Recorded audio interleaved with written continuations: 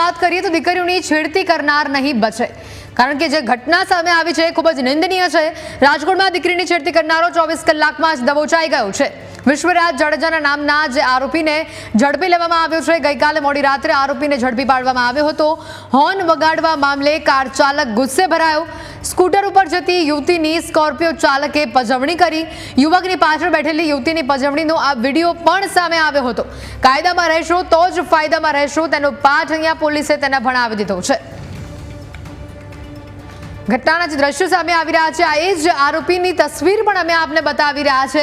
મોઢા પરથી જેટલો જ આરોપી માસૂમ દેખાઈ રહ્યો છે, તેટલી જ તેની હરકતો ખરાબ છે, નિંદનીય છે।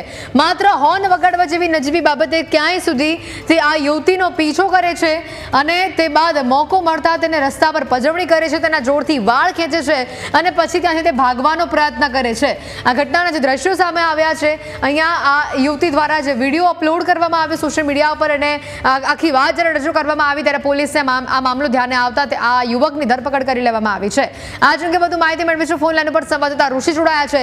ઋષિ, અહીંયા ચોક્કસથી કાયદામાં રહેશો તો જ ફાયદામાં રહેશો ગૃહમંત્રીની આ વાત અહીંયા આ શખ્સને, આ સ્કોર્પિયો ચાલકને બરાબર સમજાઈ ગઈ હશે, કારણ કે રાતોરાત તેને દબોચી લેવામાં આવ્યો છે। પોલીસે અહીંયા દાખલારૂપ કાર્યવાહી કરી છે। અપડેટ શું? હાલ આ સમગ્ર જે વિડીયો સામે આવ્યો હતો તે મામલે પોલીસે ગત રાત્રે જ ખીરસરામાં આ યુવકની શોધખોળ શરૂ કરી હતી। જે કાર ઓનર છે તે મહિલા હતા, પરંતુ કાર કોણ ચલાવી રહ્યું હતું તે દિશા તરફ પોલીસે તપાસ હાથ ધરી હતી અને વિશ્વરાજસિંહ જાડેજા નામનો આ વ્યક્તિ કે જે પોતે કાર ચલાવી રહ્યો હતો અને યુવતીની પજવણી સ્પષ્ટપણે કરતો હોવાનો જે વિડીયો વાયરલ થયો હતો, તે મામલે પોલીસે ગંભીરતા દાખવીને તાત્કાલિક આ વિશ્વરાજસિંહ જાડેજાને અટકાયતમાં અત્યારે લીધો છે।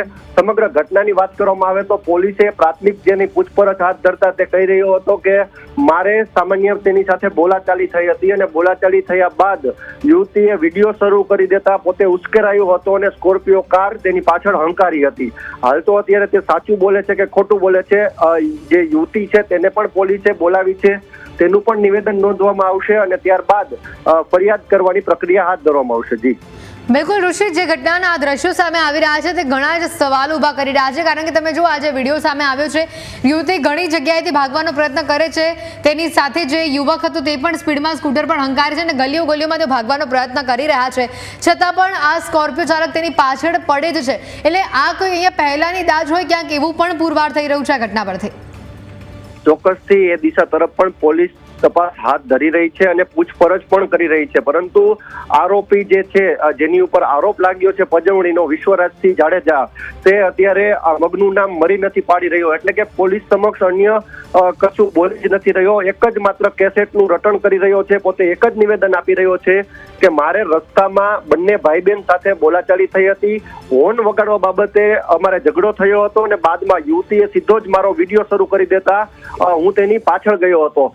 યુવક એવું વાત કરી રહ્યો છે પોલીસને કે હું એ વિડીયો ડિલીટ કરાવવા માટે થઈને યુવતીની પાછળ ગયો હતો, મેં પજવણી નથી કરી। પરંતુ જે વિડીયો સામે આવ્યો છે, સ્પષ્ટપણે જે યુવતી છે તેના વાળ ખેંચતો હોય તે પ્રકારનું પણ વિડીયોમાં સ્પષ્ટ આવી રહ્યું છે, એટલે કે સીધો જ હિચકારો હુમલો યુવતી ઉપર તેને કર્યો।